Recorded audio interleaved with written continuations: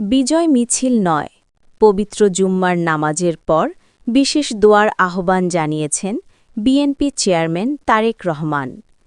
তিনি দেশ ও জাতির কল্যাণ, শান্তি এবং গণতন্ত্রের ধারাবাহিকতা কামনায় সবাইকে দোয়া মাহফিলে অংশ নেওয়ার আহ্বান জানান।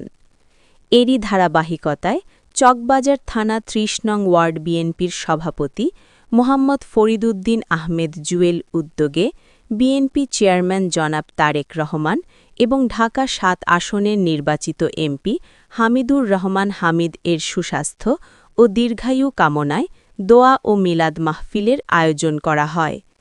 শুক্রবার ১৩ ফেব্রুয়ারি দেবদাস ঘাট লেনে অবস্থিত নিজ কার্যালয়ে আয়োজিত এ দোয়া মাহফিলে স্থানীয় নেতাকর্মীরা উপস্থিত ছিলেন এবং দেশ ও দলের সমৃদ্ধি কামনায় বিশেষ মোনাজাত করা হয়। সবসময় সুন্দর রাখুক, সুস্থ রাখুক, ভালো রাখুক, মানুষের পাশে জনমানুষের কাছে খেদমত করার সব সময় আপনাকে আল্লাহ পাক তৌফিক দান করুক, এই আশা ব্যক্ত করে আমার বক্তব্য শেষ। আসসালামু আলাইকুম ওয়া রাহমাতুল্লাহ।